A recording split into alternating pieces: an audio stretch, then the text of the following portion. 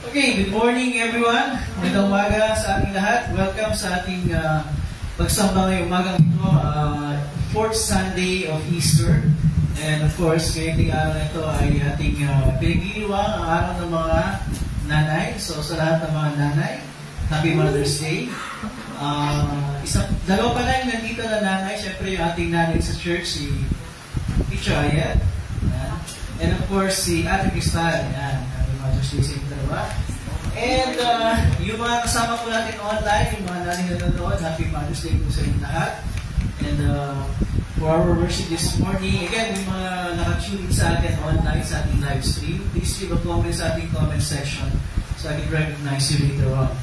So, ngayong umaga, of course, we will be led by the band sa ating mga worship songs. Okay. So, and of course, Leslie is part of it.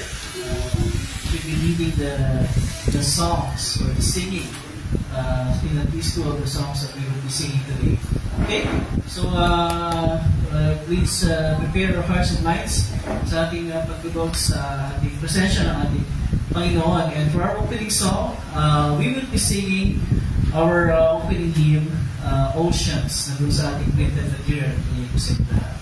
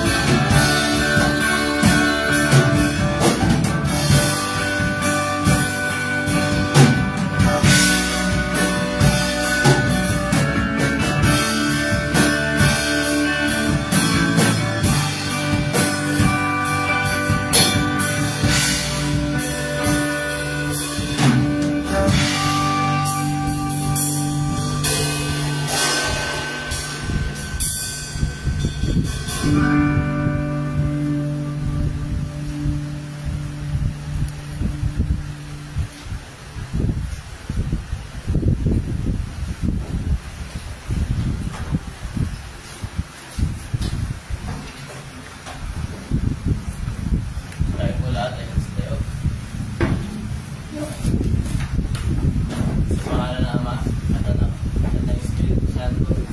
Amen. Marami na mahal sa Panginoon. Lumapit tayo ng pinapan sa puso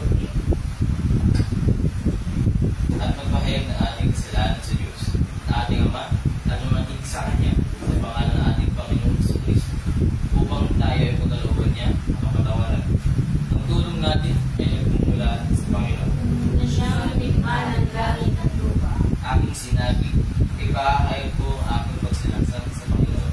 At iyong pinatawad ang aking mga kasalanan. Sabi-sabi po natin ipahayag ang ating mga kasalanan. O Diyos, Ang mga makapangyarihan sa lahat, ang mga bagay, ako na isang kaawa-awa at ang mga kasalanan, ay nagpapahayag sa iyo ng lahat ng aking mga kasalanan at mga kasama, na sa pamamagitan ng mga ito, ikaw ay nagkasama ko sa isip, sa salita at sa gawa, at ako'y karapat-dapat ka sa kapalusahan mo sa panahon ito, at sa kapalusahan walang hanggan. Ngunit kung puso akong lumalapit, at nagsisisi dahil sa mga ito, at manalangin ako sa iyo, dahil sa walang hanggang kahabagin mo, at alang-alang sa walang dumis, mapapait na pagtitiis at kamatayan ng iyong iniibig na anak ng sa Jesucristo, ay maging mahabagin at napagbiyaya ka nawa sa akin, na isang abang makasalanan. At sa tulong ng Espiritu Santo, ay palawakin ang aking kaalaman, at naging sunulit sa iyong salita hanggang sa wakas, at sa iyong mapagbiyaya, ay magkaroon ako ng buhay na walang hanggan, sa pamamagitan ng Jesucristo na aking Panginoon. Amen. Ang Diyos, ang ating Ama sa langit, ay tunay ng mahabagin sa atin. Ibinigay niya ang kanyang bugtong na anak si Jesus upang maging handog sa iyong pagpapatawad ng ating mga kasalanan. Kaya't bilang tinawag na lingkod ni Kristo at sa pamamagitan ng kanyang utos, ay pinatatawad ko sa inyong lahat ang iyong mga kasalanan. Sa pangalan ng Ama at Anak at ng Espiritu Santo. Amen. Nabili po tayo na kayo.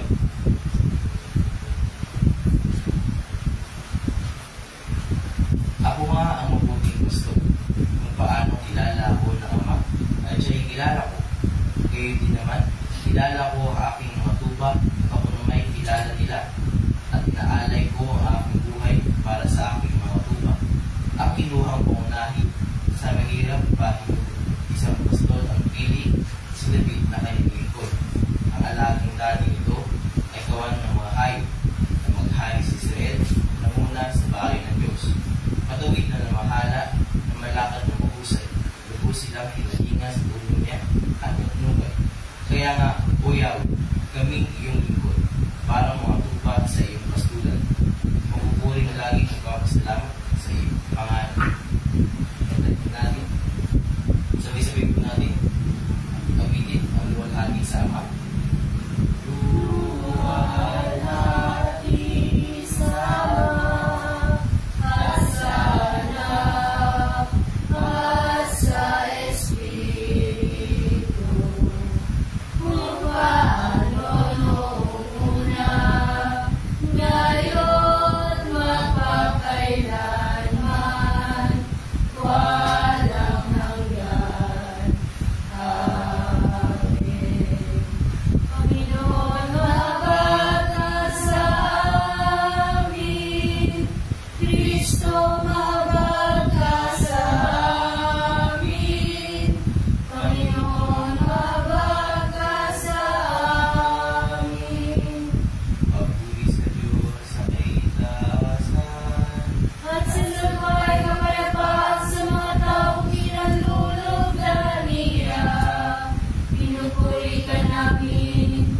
sinasamba ka namin, niluluwalhati ka namin, pinasasalamatan ka namin dahil sa iyong kaluwalhatian.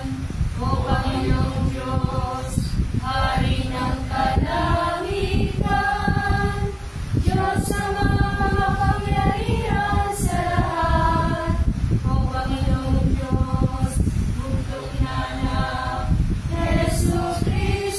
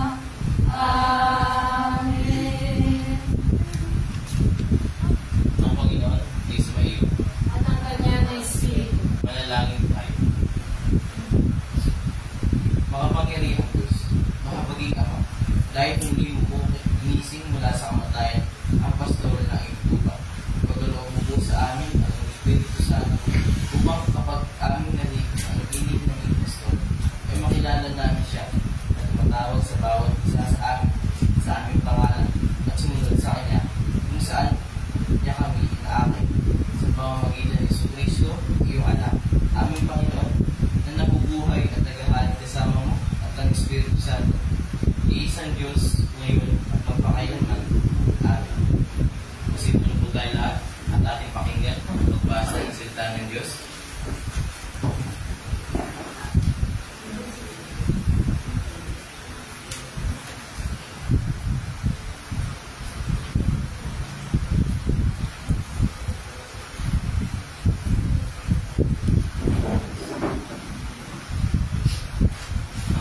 Pagbasa para sa linggong ito ay buhat sa Aklat ng Mga Gawa, chapter 20,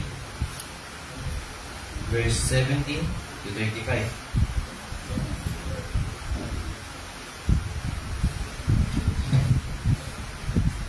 At ganito ang sinasabi. Ang pamamaala ni Pablo sa mga pinuno ng iglesia sa Efeso. Mula sa Mileto, ipinatawag ni Pablo ang mga matatandang pinuno ng iglesyang nasa Efeso. Pagdating nila ay kanyang sinabi, nalalaman ninyo kung paano ko inugod ang buong panahong ipinamalagi ko sa inyong piling mula noong unang araw na ako'y tumuntong sa Asya. Buong kapakumbabaan at tumuluhang naglingkod ako sa Panginoon at nagtiis ng maraming subok dahil sa mga pagtataka ng mga Hudyo. Sa aking tutulong at pangangaral sa inyo, maging sa harapan ng madla o sa bahay-bahay man. Hindi ako nanginging sabi sa inyo ng anumang ikabubuti ninyo, maging Hudyo o Griego, ay pinangaralan kong tumalikod sa kasalanan, manumbalik sa Diyos at manalig sa ating Panginoon Jesus. Ngayon bilang pagsunod sa Espiritu Santo, ako'y pumunta sa Jerusalem at hindi ko alam kung ano ang nangyayari sa akin doon. Ang tanging nalalaman ko ay ito. Binalaan ako ng Espiritu Santo na pagkabilanggo at kabighatian ang naghihintay sa akin sa bawat bayang dadaanan ko. Subalit, walang halaga sa akin ang aking buhay. Magawa ko lamang ang aking tungkulin at matapos ang gawain tinanggap ko mula sa Panginoong Jesus. Ang pagpapahayag ng magandang balita tungkol sa kagandahang loob ng Diyos para sa tao. Nakisalamuha ako sa inyo habang nangangarap tungkol sa kalyaan. Ngayon, alam kong hindi ninyo ako makikita muli. Kaya sa araw na ito, sinasabi ko, wala akong pananagutan kung mapahamak ang sino man sa inyo, sapagkat hindi ako nagatubiling ipahayag sa inyo ang buong layunin ng Diyos. Ingatan ninyo ang inyong sarili at ang buong kawan na inilayang ng Espiritu Santo sa inyong pangangasiwa. Pangalagaan ninyo ang iglesia ng Diyos na kayong tinubos sa pamamagitan ng dugo ng kanyang anak. Alam kong pagkaalis ko'y magsisipasok ang mababangis na asong gubat at walang patawad nilang lalapain ang kawan.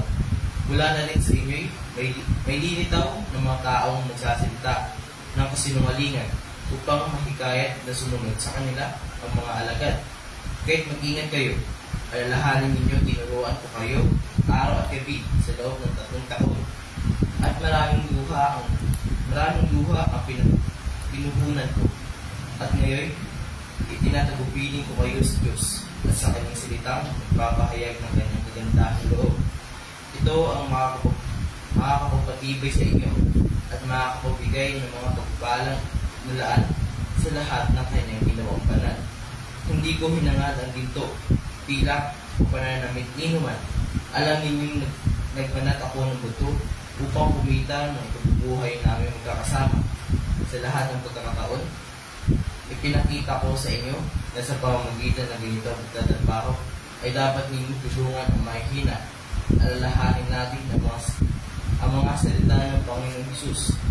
Higit na pinagpala ang bibigay kaysa tumatanggap. Nagkasabi nito, tumuhod si Pablo at nanalangin kasama nila. Sila lahat ay umiiyak na yumakas at tumalik kay Pablo. Labis nila ay kanulungkot ang kanyang sinabi. Siya ay hindi na nila muling makikita at siya ay inatid nila sa barko. At ito ang salita ng Panginoon. Ang ikalawang pagbasa mo ay buhat sa aklat ng Pahayag, chapter 7, verse 9 to 17. At ganito ang sinasabi. Pagkatapos ito'y nakita ko ang napakaraming tao na di kayang bilangin ni naman. Sila'y mula sa bawat bansa, libig, bayan at wika. Nakatayo sila sa harap ng trono at ng kordero.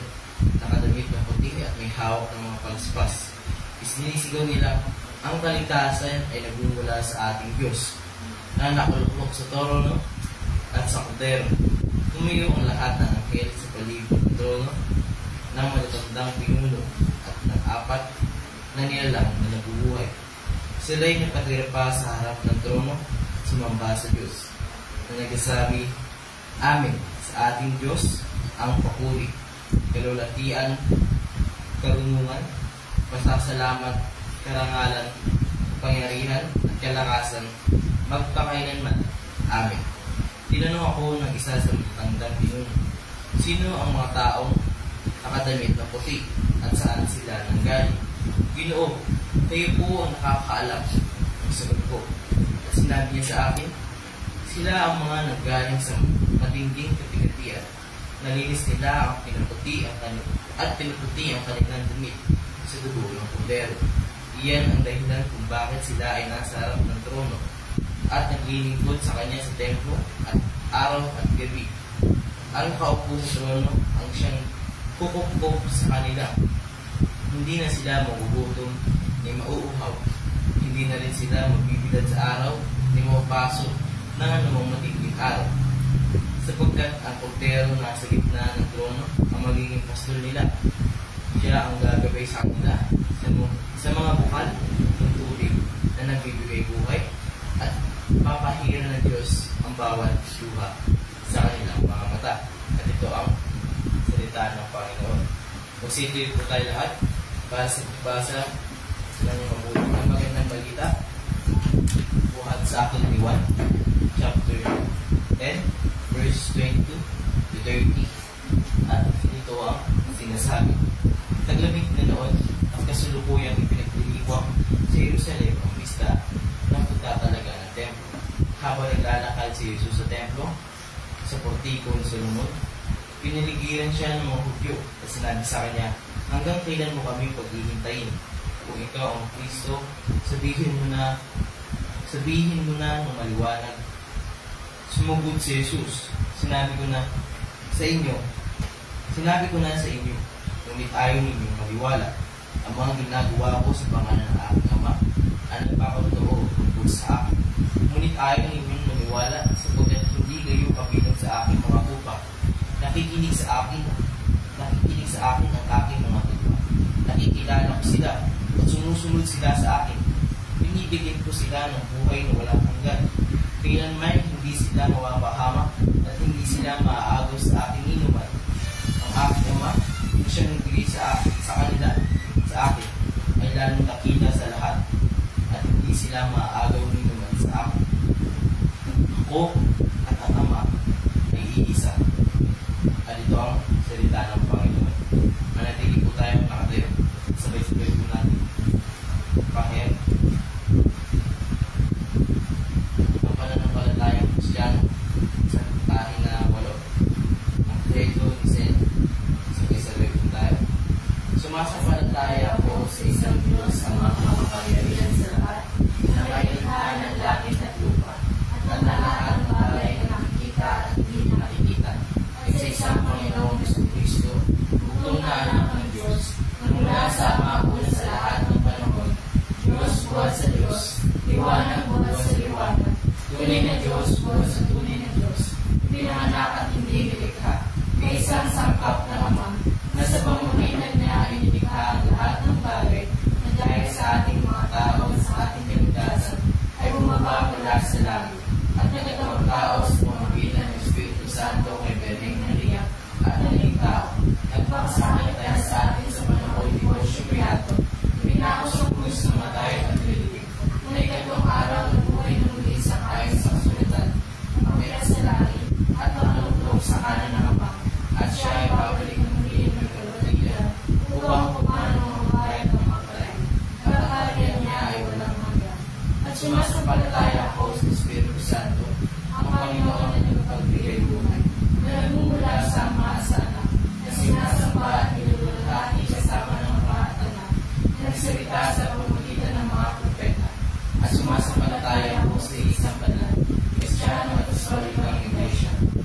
naniniwala ako sa isang linya, sa ipagpapatawad ng mga kasalanan, at umaasa ako sa pagtuloy ng muli ng mga patay, at sa buhay ng panahong darating. Amen. Sipunan po tayong araw.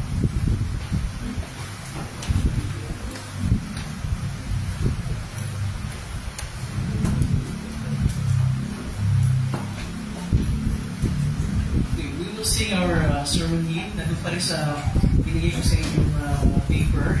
Singing this ID. Sa likod. Ano pa? Diyan yung design.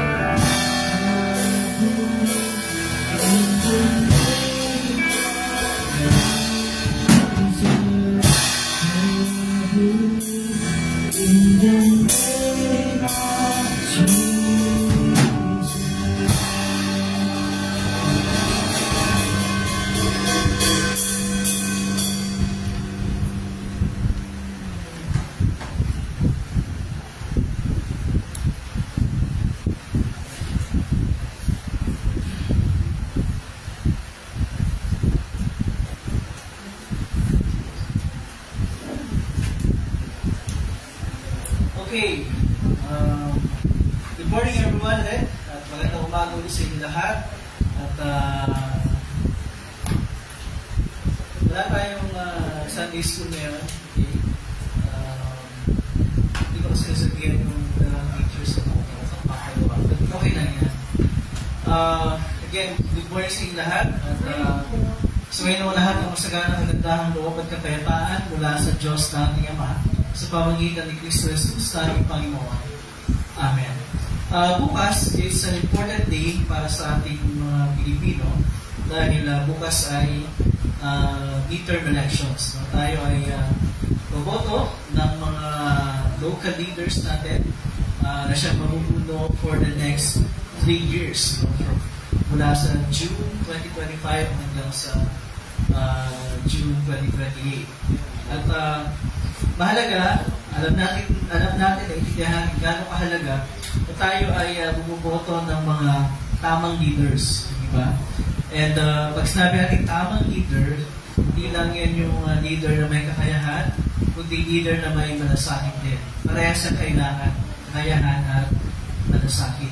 Dahil siguro, if there was a time sa ating buhay na nakita natin kung gaano kahalaga yung ganung mga leaders, that was during the time of the pandemic, di ba? Noong panahon ng pandemya, nakita natin gaano kahalaga na yung leaders ay may kakayahan at may malasakit.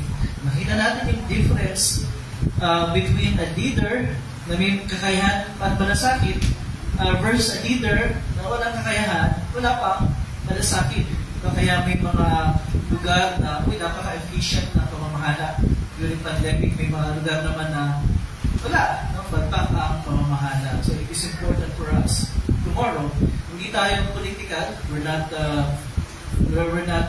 endorsing any candidates for that matter. But of course, it's a matter of conscience for us. Tayo ang mamimili, tayo ang magpapasya. Pero sana, hindi tayo mamili, hindi tayo magkamali sa pagpili. Dahil ang nangyayari minsan or madalas, pagkatapos ng eleksyon, yung mga leaders missing in action na. Hindi mo na maramdaman yung kanilang presensya. At maaaring merong sistema ng pamumuno, pero hindi namumuno yung mga namumuno. And we would often ask, nasan ba? Nasan ba yung mga leaders natin, especially pag panahon ng mga pangailangan? Nasan yung leaders natin? Nasan si Mayor? Nasan si Congressman? Nasan si Konsehal? Nasan si Governor? Diba? Nasa ng Pangulo, nasa ng mga senador. Nandun sila pero they're missing in action. Diba?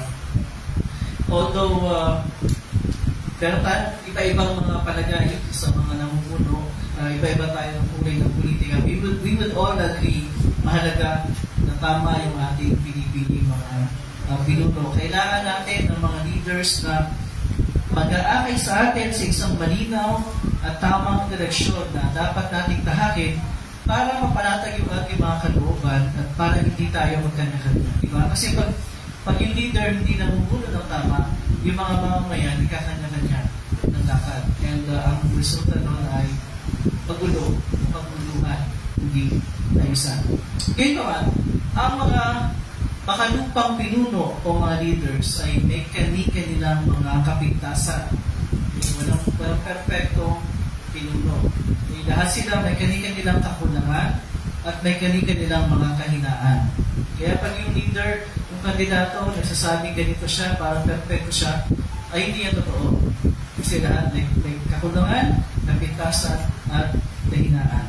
Kaya nga, although sinasabi sa atin ng Biblia na dapat tayo magpasako sa pamahalaan, sa mga hinuhukulan, nagbibigay din sa atin ng warning ang Biblia against sa bulag na pagsunod at pagtitiwala sa mga makalupang kapangyarihan.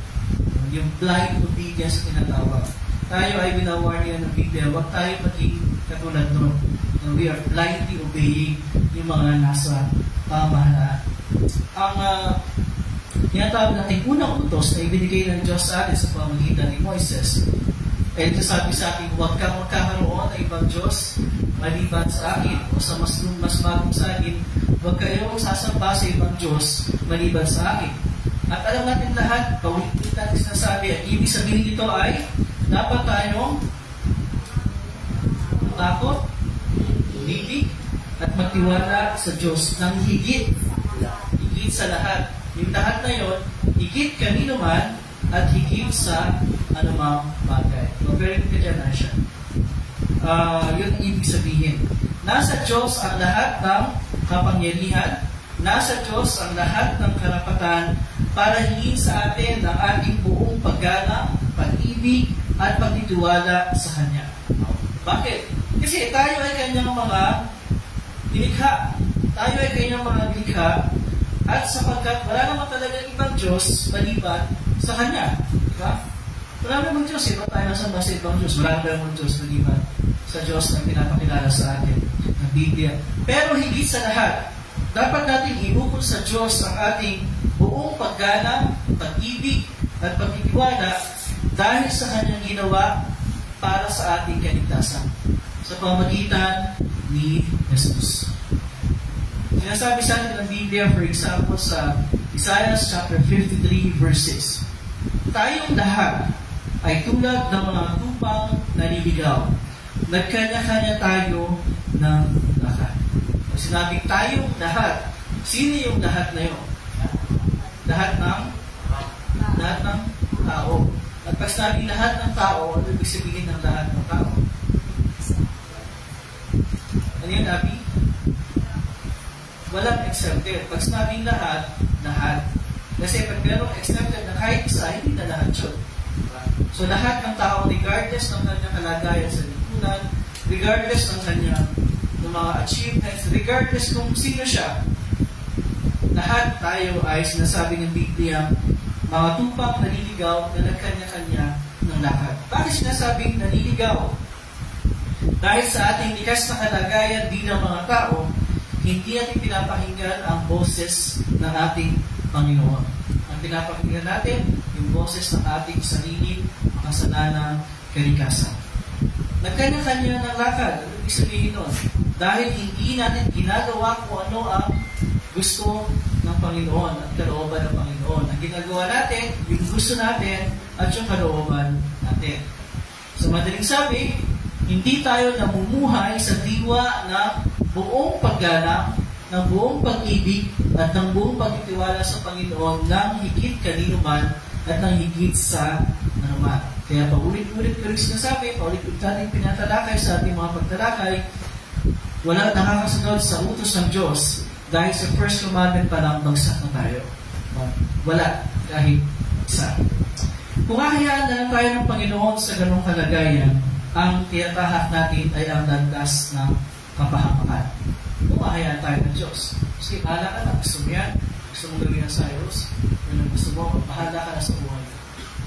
Kung gano'n ang gagawin ng Diyos sa atin, lalakad tayo sa landas ng kapahamakan. Yun ang gusto ng maraming tao. Diba? Yun ang gusto ng maraming tao. Mamumuhay sila sa kanilang sariling pamantayan. Yung pamantayan nila ng tama at mali, yun ang kanilang susundin. At ayaw nilang pakinggan ang pamantayan ng Diyos na kung ano ang tama at mali. Diba? Kaya ayaw nilang pakinggan ang sinasabi ng Biblia. Ayaw nilang maniwala sa sinasabi ng Biblia tungkol sa kasalanan at tungkol sa kaparusahan. They will do whatever they want to do. Kung ano ang magpapaligaya sa kanila, yun ang batayan ng maraming tao. At one point in our lives, ganoon din tayo. Diba? Pero din ang ating pamantayan. Kung ano yung gusto ko, kung ano yung magpapasaya sa akin. Pero, ito na yung sinasabi ng Biblia pa rin. Hindi tayo hinayaan ng Diyos na manatili na malakas na landas ng kapahamakan. Dahil, sinasabi ng John 3:16, gayon na lamang ang pag-ibig ng Diyos sa atin. Kaya binigay niya kanyang bugtong na anak na si Jesus. Sinasabi pa rin niya sa Isaiah 53, verses 10 and 11, sa pamagitan niya ni Jesus, may sasagawa ang aking panukala, sabi ng Diyos. Ang tapat kong lingkod, si Jesus ang tinutukoy, na lubos ko kinalulugdan ang siyang tatanggap sa parusa ng marami. At ang alam-alam sa kanya, sila'y aking patatawarin. It's a reference to our Lord Jesus Christ sa kanyang gagawin para sa ating kasalanan. Kaya, kahit gaano man kabigat, kahit gaano man kalaki, kahit gaano man karami, kahit gaano kaseryoso, kahit gaano kalali, kahit gaano kasama ang ating mga kasalanan, Ang lahat ng yan ay binayaran na ni Jesus ng buong buo sa pamagitan ng kanyang pagdurusa at kamatayan. Buong buo. Walang kahit isang kasalanan natin na hindi binayaran ni Jesus sa pamagitan ng kanyang buo. Lahat ay binayaran ni Jesus sa pamagitan ng kanyang buo. At pinatutunayan ng kanyang muling pagkabuhay na ang kanyang paghahandog ng kanyang sarili para sa atin ay tinanggap ng Ama. Kaya nga, ngayon, we are enjoying yung lahat ng bunga ng kanyang ginawa para sa atin. Ang lubos na kamatawaran sa lahat ng ating mga kasalanan. Ang panibagong buhay sa patnubay ng Espiritu Santo at ang katiyakan ng kaligtasan. Lahat ng yan ay ine-enjoy, tinatamasa ng bawat isa sa atin. Bawat isang nananampalataya kay Jesus bilang kanyang Panginoon at tagapagligtas. Ito ang pinakamatibay na katunayan na tayo nga ay minamahal ng Diyos. Kung pumapasok man sa ating isip ang katanungan, mahal ba ako ng Diyos? Iniibig ba ako ng Diyos? At madalas pumapasok sa isip natin ang ganyang katanungan sa mga panahon tayo ay nahihirapan. Diba? Sa mga panahon tayo ay naguguluhan. Sa mga panahon tayo ay nabibigatan. Sa mga panahon tingin natin walang direksyon, walang patutunguhan ng ating buhay. Yun yung mga panahon iniisip natin, pumapasok sa isip natin ang katanungan, mahal ba talaga ako ng Diyos? Iniibig ba talaga ako ng Diyos? At kung papasok man sa isip natin yan at any point in our life, alalahanin natin si Jesus at ang kanyang ginawa para sa atin.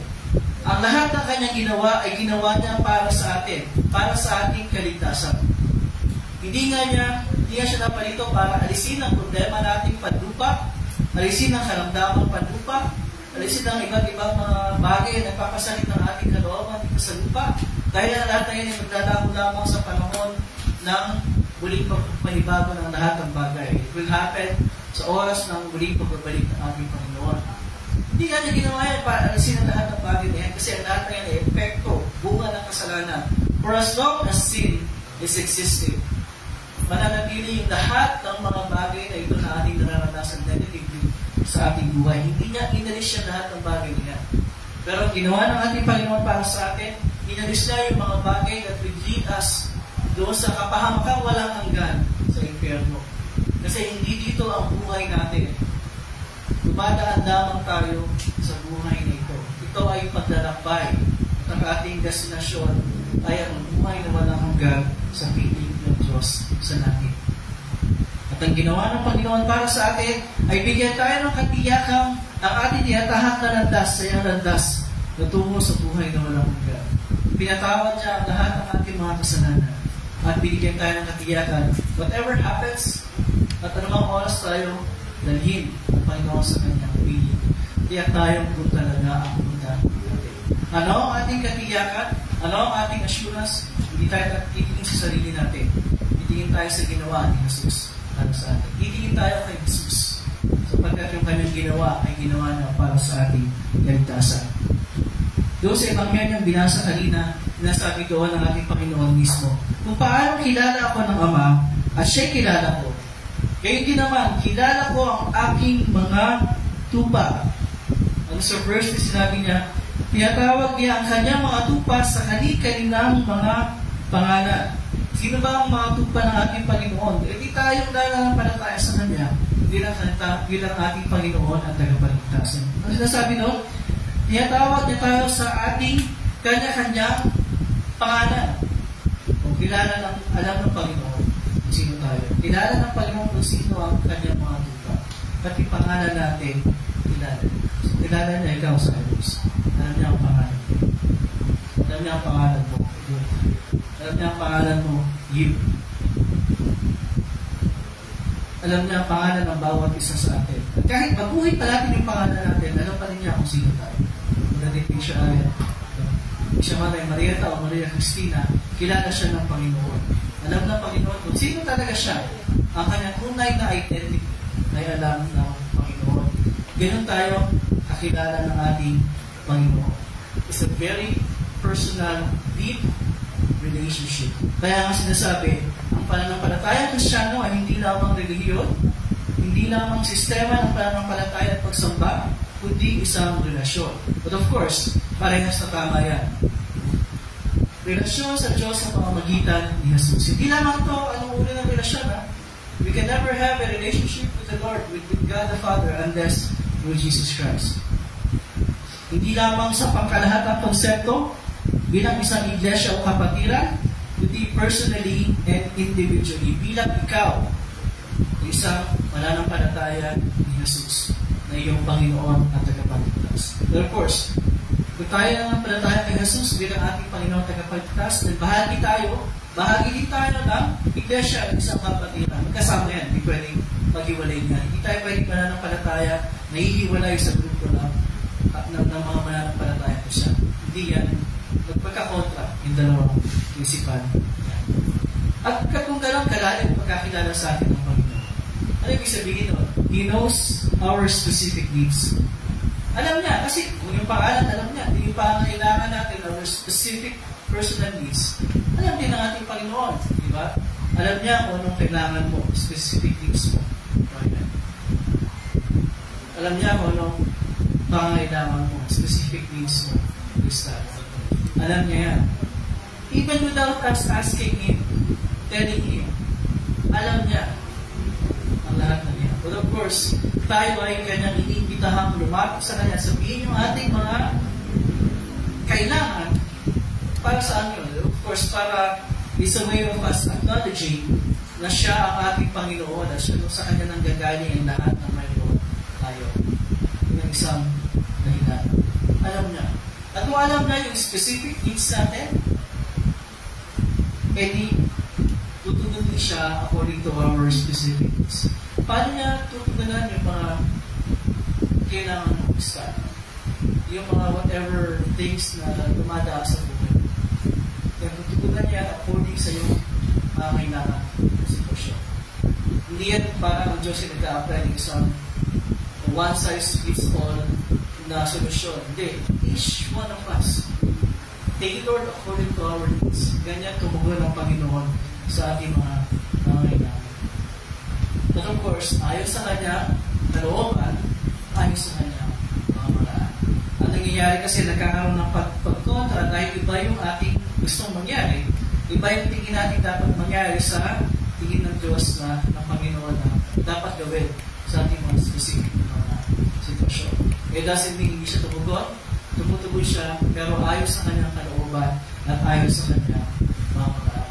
At kung hindi nagtutugma yung gusto natin, sa hinihingi natin sa Panginoon, sa binibigay niya sa atin, then we pray na buksan niya ang ating isip para maintindihan natin na yung ginagawa ng Panginoon ay yun yung best na pamaraan para tugunan ang ating mga kailangan.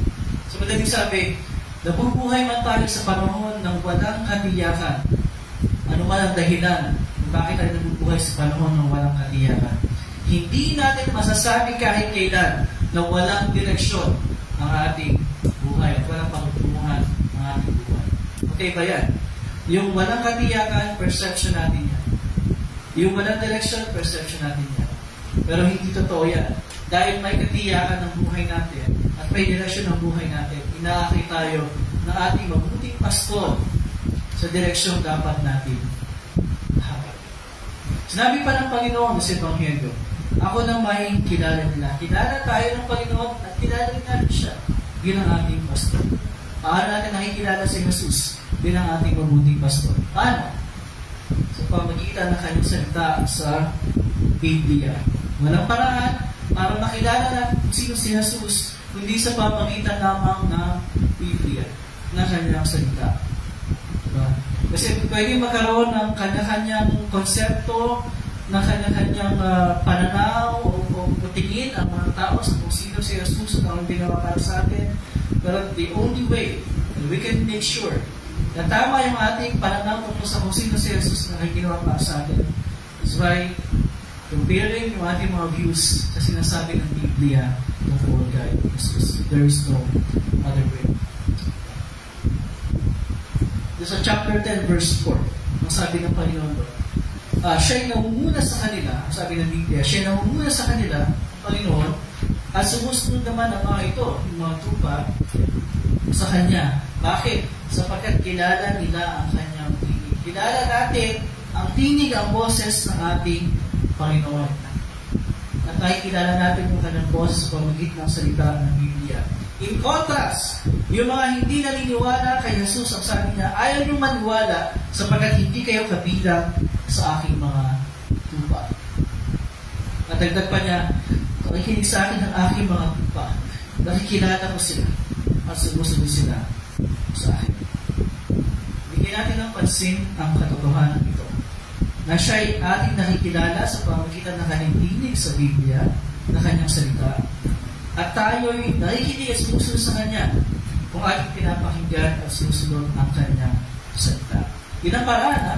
Hindi tayo pwede mag-invento ng paraan kung paano dapat sumunod sa Panginoon. Hindi, susunod ako sa ganitong paraan. Mamumundok ako. Doon ako mamumuhay sa buwan ng aking buhay. Yan ang tamang pagsunod. O ito ang gagawin ko, hindi.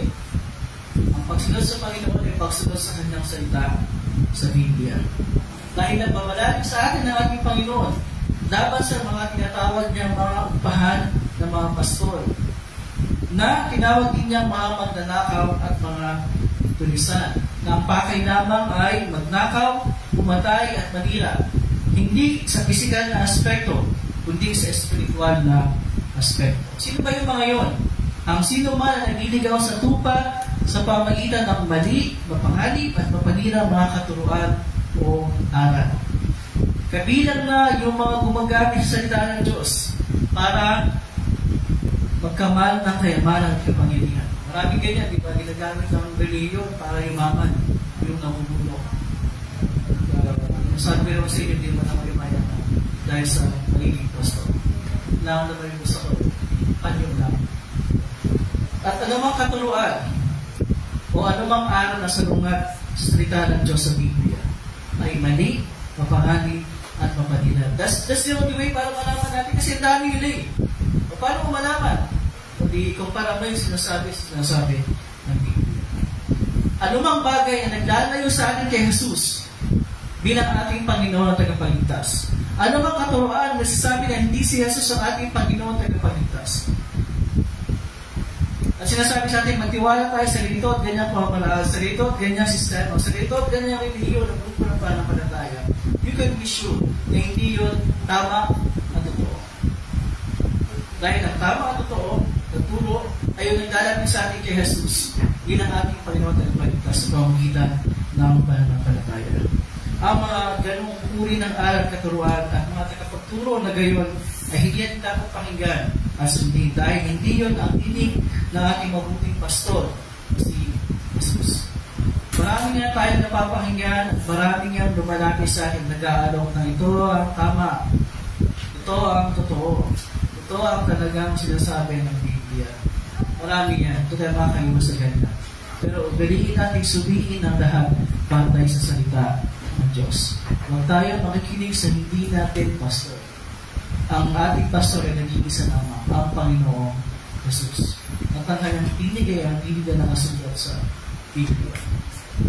Ugaliin natin maging mapanuri sa lahat ng ating narinig. Maaari nga masabi natin sa ilang mga pagkakataon tungkol sa mga namumulo sa atin. Saan na sila? Parang hindi ko maramdaman ang gobyerno, parang hindi ko maramdaman ang pamahalaan. Pero hindi natin kailanman masasabi nasaan ang Panginoon. Parang hindi ko maramdaman ang kanyang presensya at ang kanyang pagkalinga at pagmamahal. Never masasabi natin yung mga bagay na yun in reality. Dahil kailanman ang ating Panginoon ay hindi missing in action.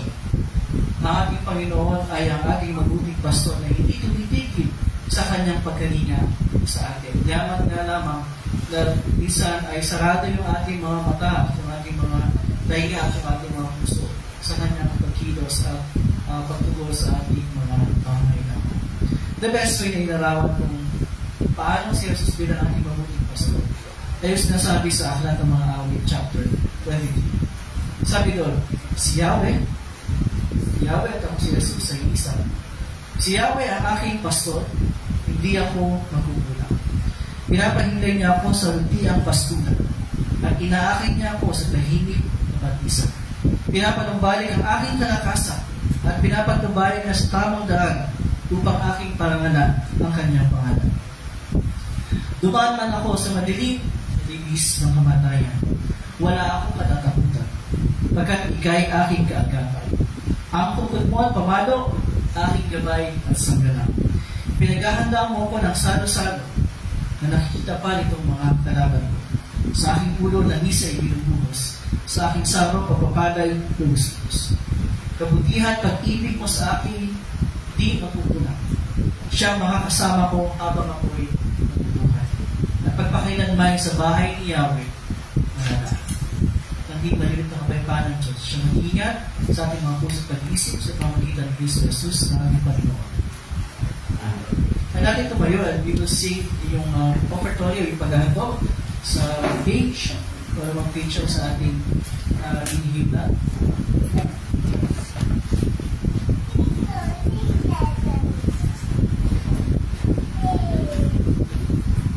Ang lahat. Linisin mo puso ko, Diyos, at baguhin Espiritu sa akin. Malayo sa piling Santong Espiritu, ibang namin, ibalik sa akin, galak ng kaligtasan, at gabayan mo ako sa Amen. Please be seated. Ating sama-sama tayo maghahandog. Ating ihandog ang ating mga sarili. Ating isulat ang ating mga sarili sa ating mga bahagi ng pagpapalang na loob niya. Isa.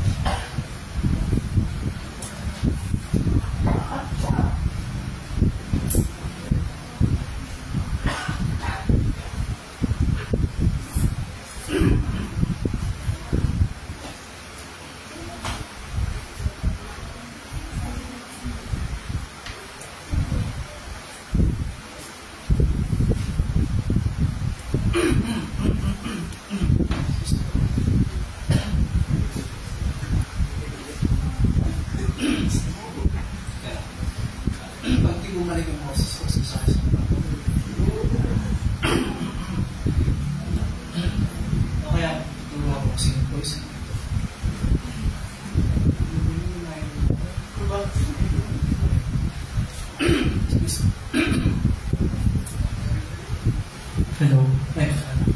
Okay, so ngayon tayo dadako sa ating panalangin pangalatan. Meron pa yung isama sa prayers natin. Prayer request. Meron pa akong birthday this week. Hanggang this week. Itong madamo pa sa atin. Meron ba? Sige. Ina mo yung listahan ko para wala.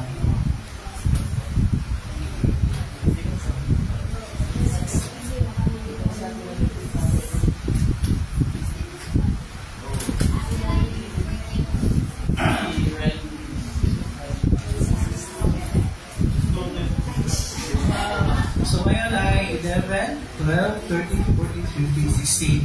So 11 to 16, dito sa aking listahan,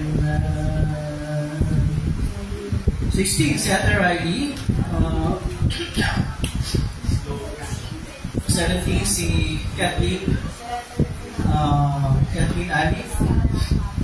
Yun, silang dalawa, si Ate Riley at saka si Kathleen. Tama diba? Hindi, 17 nga si Kathleen. Tapos si Ate Riley, 16. Well, 20. Okay, 11 kasama ko. 16. So 7 days ka, sa Sunday pa pala yun. Sa Sunday na lang kita tsaka sasama sa prayers. So itong week na to si Ate Riley na.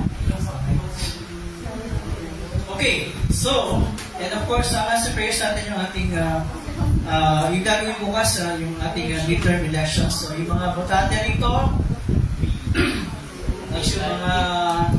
yung mga botante dito, parang naging butante, wala pa ng 18. Tayo voter ka. Ay! 18 na yun? Hindi ka na ba? Nakapagod na nga. So bagay, sa lahat ka ng butante, hindi butante, kung nakapagod pa yun. Okay, yung iba dito, dapat pwede na pumoto, pero hindi nakaregister. So, register na tapos makatagal din kayo. Ay, hindi, para pumoto kayo. So, marami dito eh. Marami dapat pumunta eh. Si Jim, si Blue, ikaw, John Kurt. Nakarehistro ka? Legit? Legit. Diba? Si Cyrus pala, dapat pumoto na, pero hindi pa nakarehistro. Si Jerry, hindi pa nakarehistro. Si Asha, hindi pa nakarehistro. Ano, pumoto ka na? Nakatanggap ka? Hindi, Caloocan. Kano? Caloocan na yun. Kaya sisira ko natin siya. Parang hindi naman ako maniniwala doon. Parang hindi ako maniniwala doon. Hindi ako maniniwala doon. Hindi ka na nakatanggap, wala ka sa listahan.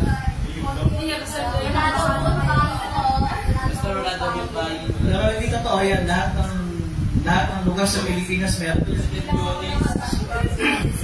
iba lang. Yung iba lahat.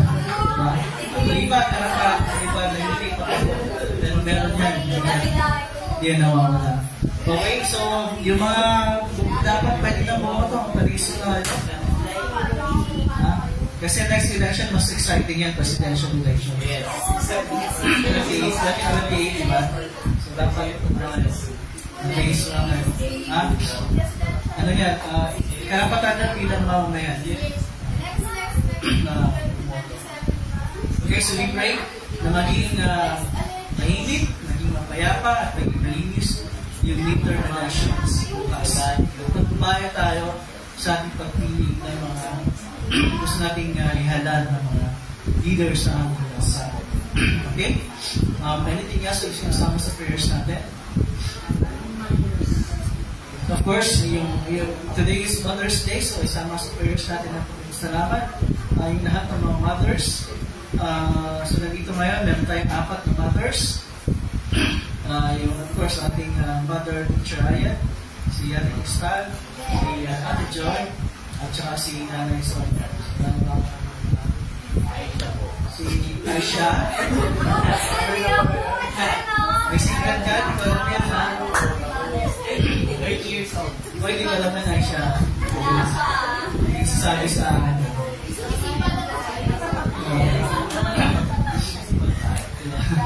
ko alam yan ha. Meron namang Father's Day sa June. Sa June pa yun. Sa June kayo mga tatay. Okay, ano pa? Ano pa magsama sa prayers natin? Anything else? Magsama sa prayers natin? Wala na? I'm sure meron pero personal. We also pray na lahat ng mga hindi natin nasasabik ng prayers at tutuloy na ating. Okay, so you should be seated for a prayer. Pagkatapos yan, we will continue with paghanda sa hapang. Tayo mo na namin. Makapangyarihan at mahabaging Diyos, Ama ng aming Panginoong Jesucristo, pinasasalamatan ka namin sa lahat ng iyong kagandahang loob at mga kaawaan, lalong-lalo na sa pagkakaloob mo sa amin na iyong pinakamamahal na anak sa pahagaan ng iyong kalooban at biyaya. Isinasamo namin na galing mo sa amin na iyong salita upang ito'y aming maingatan ng may mabubuti at pananapat na puso at magbunga sa pamagitan ng matyagang pagtubad. Matayin din namin isinasamo na iyong pagharian, pamahalaan ng iyong iglesyang naganap, kasama mga pastor, mga manggagawa nito, upang aming maingatan ng kadalisayan ng iyong salita ng kaligtasan. Nasa pamagitan niyon, ay magtitibay ang aming panampalataya sa iyo. maragdagan ang aming pag-ibig sa lahat ng aming kapwa, at umunlad ang iyong kaharian. Magsuko ka ng mga manggagawa sa iyong anihan, at ingapin mo ang iyong mga isidugo, upang ang iyong salita ng pagkipagkasundo ay may pahayag sa lahat ng tao at ang ebanghelyo ay may pangaral sa lahat ng dako ng daigdig. Ipagkaloob mo rin ang kalusugan ko sa lahat ng nasa tungkulan, lalo-lalo sa Pangulo ng aming bansa, sa lahat ng lingkod ng pamahalaan. Ipagkaloob mo sa kanila ang biyaya magpamahala ayon sa iyong kaluguran, sa pagpapalatili ng katwiran at sa pagsupli sa mga masasama. Nang sa gayon makapabuhay kami ng payapa at iwasay sa kabalan at katapatan sa lahat ng bagay.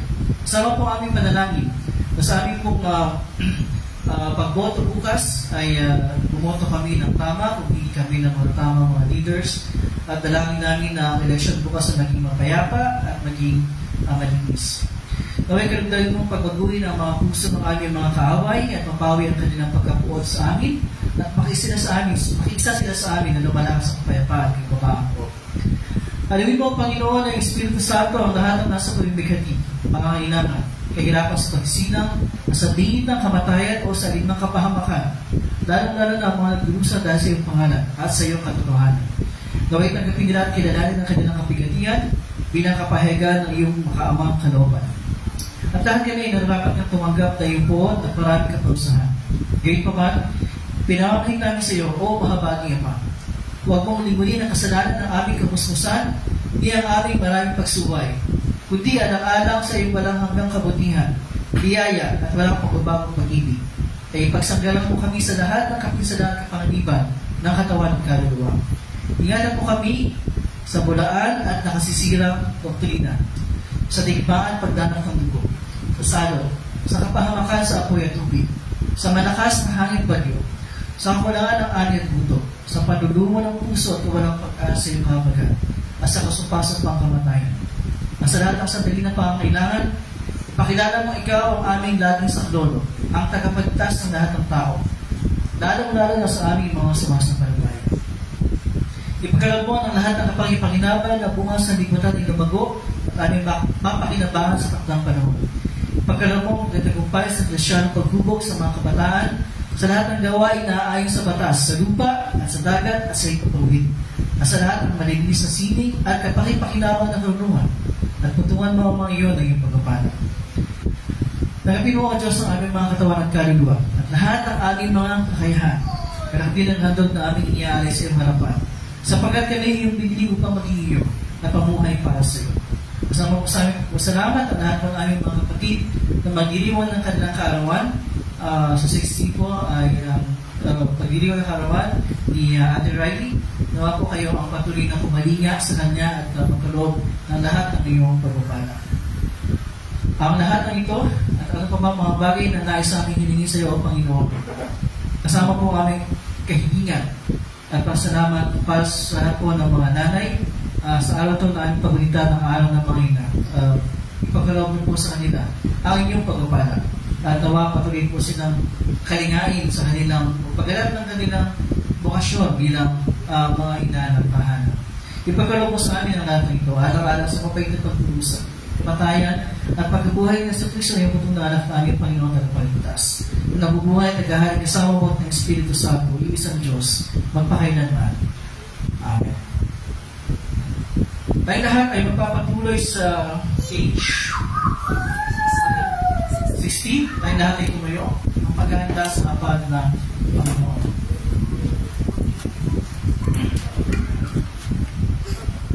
Ang Panginoon ay sumayo. Magalak ang inyong mga puso. Magpasalamat tayo sa ating Panginoong Diyos. O Panginoon, amang banal, makapangyarihan walang hanggang Diyos. Tunay nga marapat na tuwid at puri-puri. Na kami ay dapat magpasalamat sa iyo sa lahat ng panahon at sa lahat ng dao. Nauna sa lahat ay tungkulin namin na purihin ka sa malulahating pagkabuhay na muli ng inyong anak na si Kristo ang aming Panginoon. Sapagkat siya ang tunay na kordero ng Pasko na inihandog dahil sa amin at nag-aalis ng kasalanan ng sanlibutan. Kung sa pamagitan ng kanyang kamatayan ay kanyang napagtagumpayan ng kamatayan.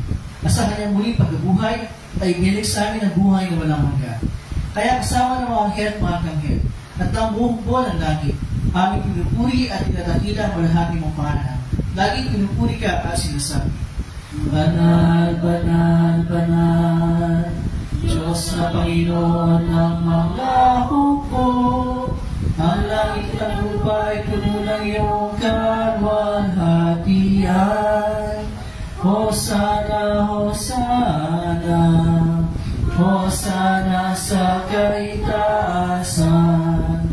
Purihin nawa siya, purihin nawa siya, purihin nawa siya na pumapalito sa pangalan ng Panginoon.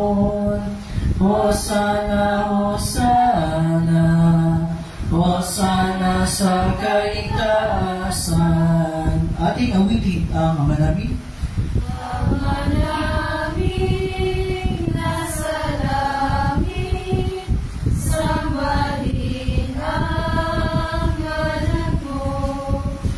Ikaw nawa ang magkari sa amin. Sundin ang kalooban mo dito sa lupa.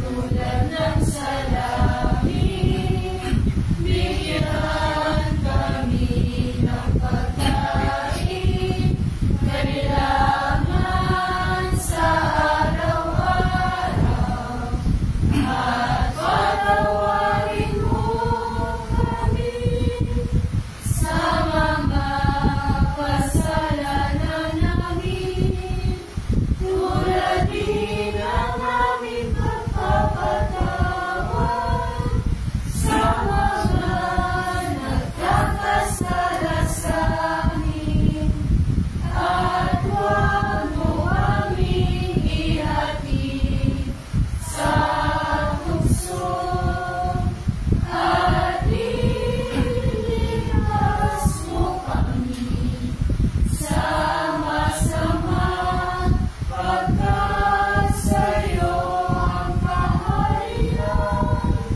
at ang kapangyarihan at ang kalwalhatian magpakailanman. Amen. Amen. Ang ating Panginoong Kristo ng Krusyo at Panginoon, ay dumapot ng pinapay. Matapos, salamat sa Diyos, ito ay kanyang pinagpirapirason at binigay sa mga nagagawa sinasabi, kunin niyo ito at kanin, ito ang aking katawan, hindi ay para sa iyo. Kunin niyo ito bilang pag-alaala ng kasama.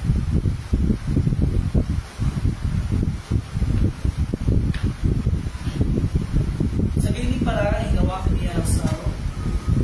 Pagkatapos, mapagpunan at magpapasalamat siya sa Diyos, ay binigay niya sa kanilang sinasabi, "Kunin ang lahat ito, sapagkat ito ang dugo ng tipan, ang aking dugo na bubos dahil sa marami, sa pagpapatawad ng mga kasalanan.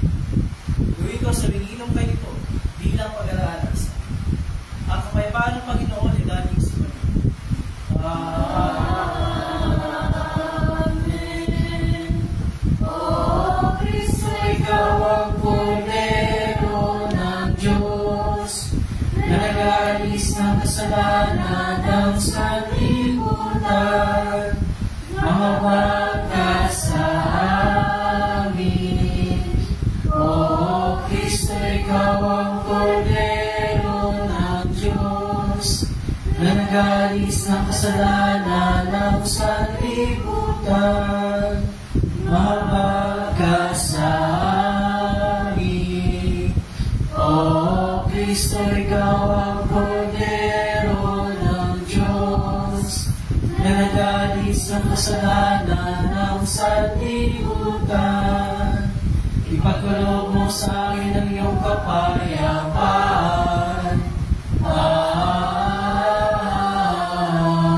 Amen.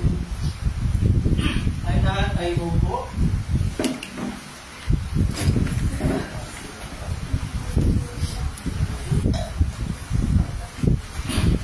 At sa bahagi ito, lahat ng mga confirmed and communicant members ng ating tutulungan ay ating inanyayahan para tumulog sa hapag ng Panginoon upang ating nagapin ang kanyang tunay na katawan at dugo, kadakip ng tinapay at anak sa ipagpapatawad ng ating mga kasalanan.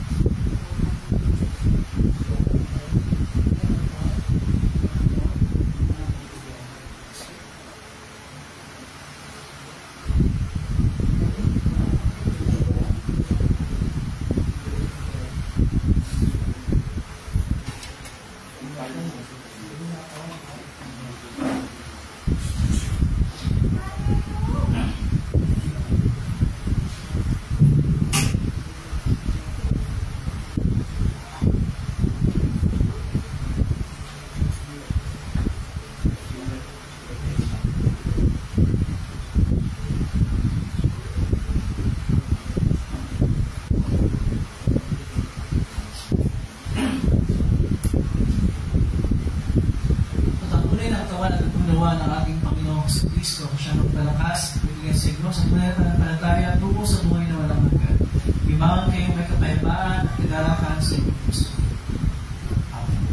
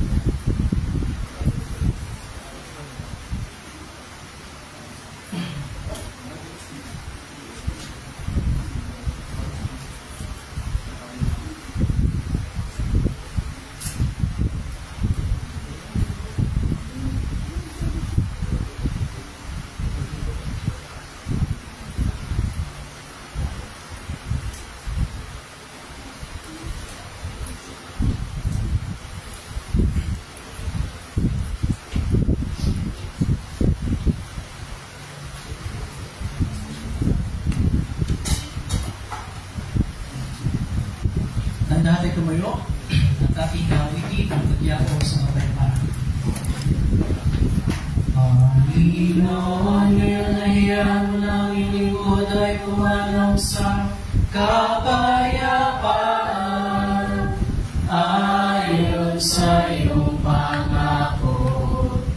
Sapagkat nakita ng ating mga mata ang iyong pagliligtas, naiyanan mo pa sa lahat ng mga bansa. Liwanag itong tatanggap sa mga hentil at magbibigay karangalan sa iyong bayang Israel. Luwal at isama at sana at sa Espiritu, kung paatulong mo na ngayon magpakailanman, walang hanggan. Amen. O, pasalamatan natin ang Panginoong Diyos sa pagkat siya ay mabuti. At ang kanyang pag-ibig ay walang hanggan at mananatili. Pinasasalamatan ka namin, Diyos na mapangyarihan sa lahat, sapagkat piniginhawa mo kami sa pamagitan ng sakramento ito. Iniyanalangin namin sa pamagitan ng kaloob na ito ay palakasin mo ang aming pananampalataya sa iyo at palayasin mo ang aming pag-ibig sa isa't isa. Alang-alang kay Yesu Cristo ang aming Panginoon na nabubuhay at nagahari ng samaot ng Espiritu Santo, iisang Diyos, magpakailanman. Amen. Ang Panginoon ay sumayo at ang kanyang Espiritu. Purihin natin ang Panginoon. Magpasalamat tayo sa Diyos. Nagkakinig niyo ang pagkapanan ng Panginoon. Magpalain ka naman ng Panginoon at ingatan. Paniwanagin naman ng Panginoon ang kanyang mukha sa iyo at mga bag sa iyo. Ilingap naman ng Panginoon ang kanyang mukha sa iyo at bigyan ka ng kapayapaan. Amen. Amen. Amen. Ayun po, we will sing our closing hymn. We'll sing still. Doon sa paper na binigay ko sa inyo kanina. And Leslie will lead us in singing. And of course, may konting switching sa ating band. So, si Kurt will be on guitars. And si Peter will be on bass. And Guy will be on drums. And Leslie will be on vocals. Sino ba? Sino on piano?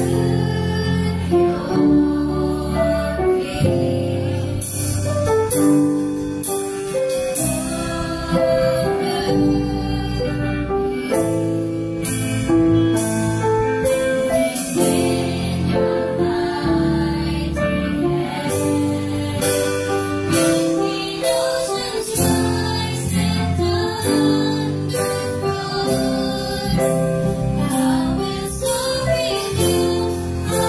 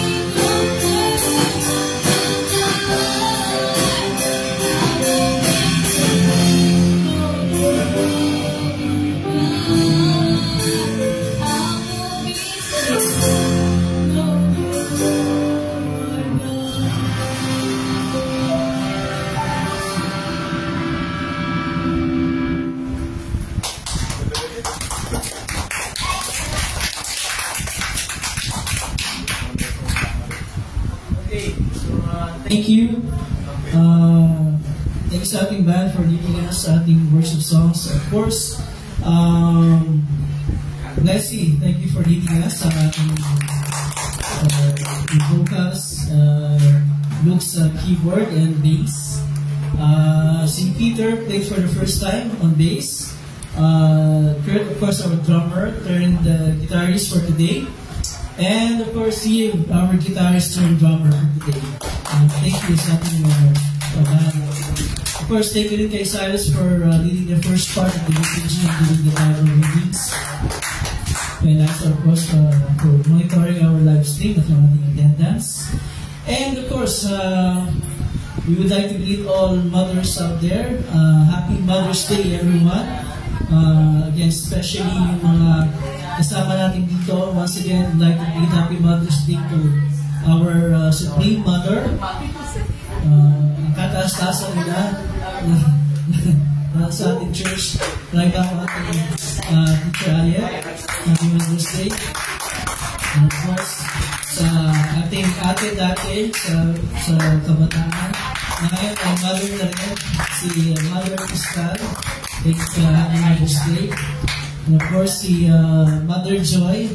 Happy Mother's Day. At si Nanay Sonia. Of course, Happy Mother's Day. At yung mga mothers ng mga kabataan natin kay yung si May, na mama ni Brian sa ni Blessing. Happy Mother's Day. Yung mother ni Abigail, si Che, Happy Mother's Day. And of course, yung ni Abigail tsaka ni Brianna, sorry. And of course, si Ate Marilyn, mother ni Marian, Happy Mother's Day. At si Mami Jo, mother ni Lisa, Happy Mother's Day po. Yung mother ni Princess, si Kat, Happy Mother's Day din. Si Ivy, Happy Mother's Day. Mama ni Jen, si, paano naman? Jocelyn. Ay, naku, hindi mo alam ang pangalan? Jocelyn, mama ni... Ano Cyrus? Ano sinabi mo? Hindi, dali lang. Sabi mo, Cyrus. Hindi ka makakalabas dito agad yung sinasabi. Ano sabi mo? Ano sabi mo? Sinong mama daw po? Ha? Sinong mama daw po? Yung sinabi mo kanina. Mama Jocelyn. Okay. That's yung mama nila Kurt? Ano pa? Annalisa. Yung nanda sa ating live stream pala Kurt. Mga Happy Mother's Day. Si Peter, Happy Mother's Day sa mama ni Peter.